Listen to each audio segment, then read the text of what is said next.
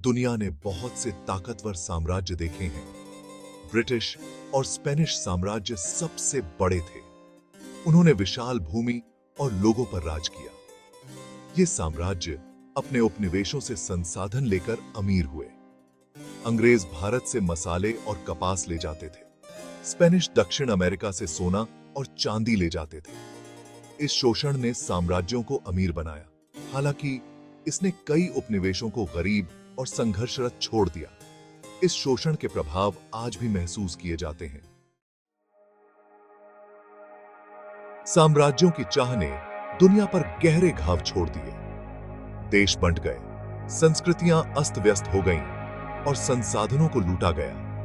उपनिवेशवाद के जख्म गहरे हैं। वे राष्ट्रों के बीच संबंधों को प्रभावित करते रहते हैं। उपनिवेशवाद की विरासत आज हम जो आर्थिक असमानताएं देखते हैं उनमें दिखाई देती है।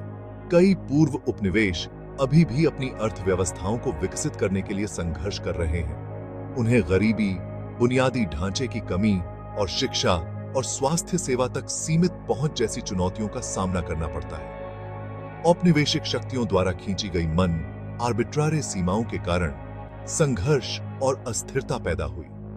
कई क्षेत्र अभी भी इन विभाजनों के परिणामों से पीड़ित हैं। संसाधनों और शक्ति की लड़ाई दुनिया भर में तनाव को हवा देती रहती है। हमें उपनिवेशवाद के स्थायी प्रभाव को स्वीकार करना चाहिए।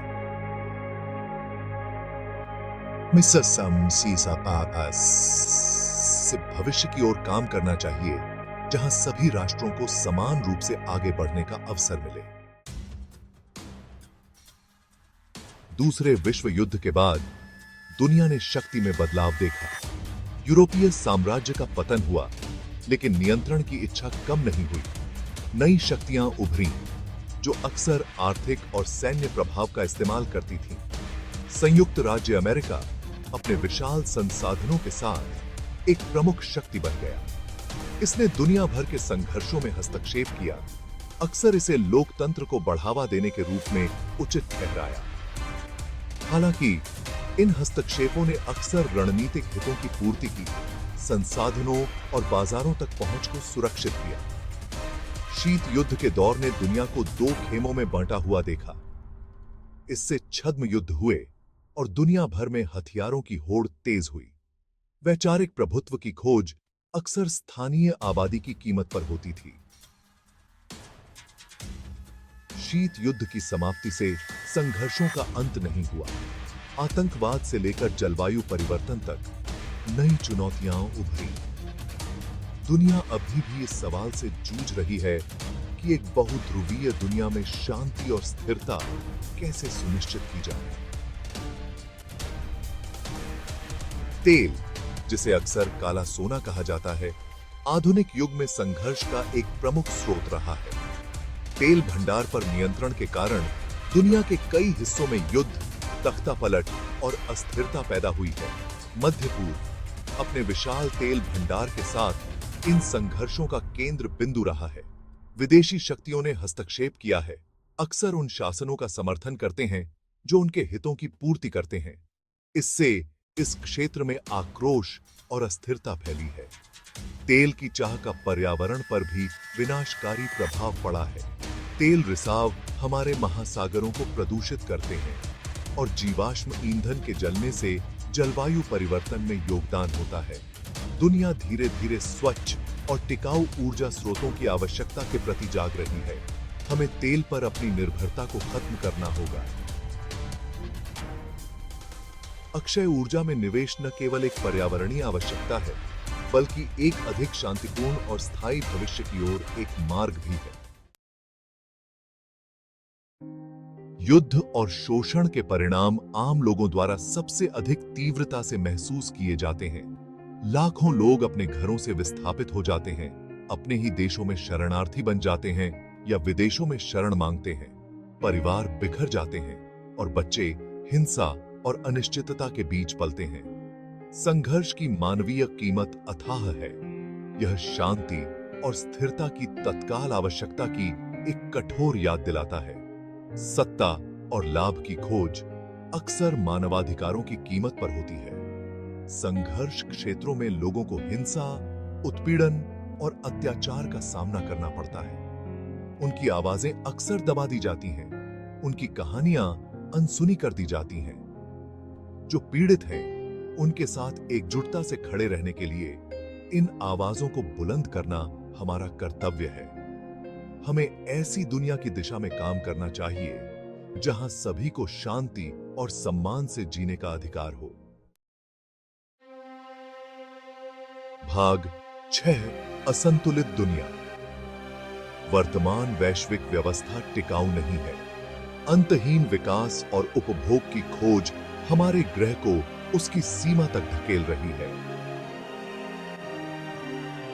जलवायु परिवर्तन हमारी अंतर संबंधितता और हमारे कार्यों के परिणामों का एक कठोर अनुस्मारक है। अमीर और गरीब के बीच की खाई लगातार चौड़ी होती जा रही है। जहां कुछ चुनिंदा लोग अपार धन और विशेषाधिकार का आनंद लेते हैं, वहीं लाखों लोग जीवित रहने के लिए संघर्ष करते हैं। यह असमानता, अस्थिरता और संघर्ष का एक नुस्खा है। हमें अपने मूल्यों में मूलभूत बदलाव की जरूरत है। हमें लालच और उपभोक्तावाद की संस्कृति से हटकर जीवन के अधिक न्याय संगत और टिकाऊ तरीके की ओर बढ़ने की जरूरत है। खुशी की खोज हमारे ग्रह या दूसरों की भलाई की कीमत पर नहीं हो सकती है। यह एक नए प्रतिमान का समय है जो सभी प्राणियों के लिए सहयोग, करुणा और सम्मान को प्राथमिकता देता है। भाग 7, एक नई उम्मीद। चुनौतियों के बावजूद हमेशा उम्मीद बनी रहती है। दुनिया भर के लोग शांति और न्याय के लिए अपनी आवाज बुलंद कर रहे हैं। सामाजिक आंदोलन यथास्थिति को चुनौती दे रहे हैं, एक अधिक न्याय संगत और टिकाऊ भविष्य की मांग कर रहे हैं। लोगों को जोड़ने और इन आवाजों को बुलंद करने के लिए प्रौद्योगिकी की शक्ति का उपयोग किया जा सकता है। जागरूकता बढ़ाने, जानकारी साझा करने और बदलाव के लिए जुटने के लिए हम सोशल मीडिया का उपयोग कर सकते हैं। अधिक शांतिपूर्ण और न्यायपूर्ण दुनिया के निर्माण में शिक्षा महत्वपूर्ण है। हमें अपने बच्चों को सहानुभूति, करुणा और संवाद और समझ के महत्व के बारे में सिखाने की जरूरत है। बदलाव हम में से प्रत्येक के साथ शुरू होता है। शांति, न्याय और स्थिरता के मूल्यों को अपनाकर हम एक लहर प्रभाव पैदा कर सकते हैं जो हमारे समुदायों और दुनिया को बदल देता है।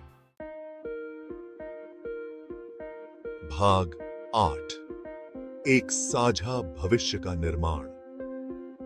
एक ऐसी दुनिया की कल्पना करें जहां संसाधनों को समान रूप से साझा किया जाता है, जहां सभी की भोजन, पानी और आश्रय जैसी बुनियादी आवश्यकताओं तक पहुंच हो।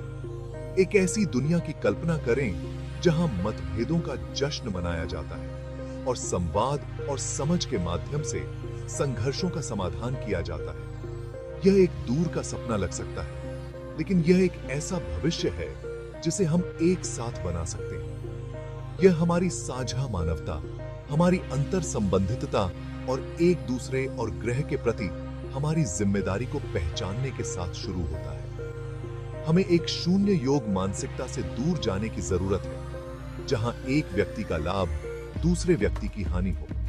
हमें सहयोग और सहयोग की भावना को अपनाने की जरूरत है।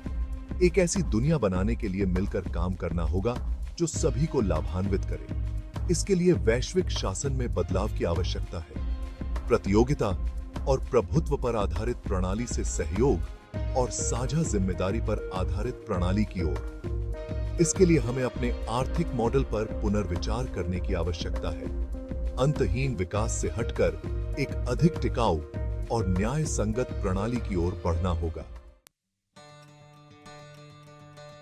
भाग 9, कार्य करने की हमारी बारी। भविष्य पूर्व निर्धारित नहीं है, यह आज हमारे द्वारा किए गए विकल्पों से आकार लेता है।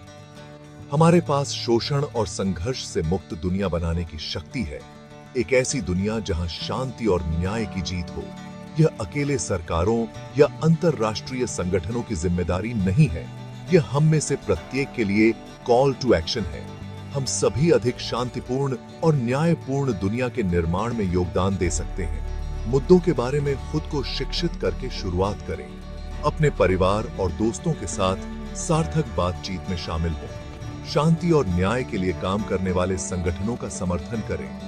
दयालुता का हर कार्य, अन्याय के खिलाफ उठाई गई हर आवाज हमें उस दुनिया के करीब लाती है जिसकी हम कल्पना करते हैं। साथ मिलकर हम अपने बच्चों और पोते पोतियों के योग्य भविष्य का निर्माण कर सकते हैं।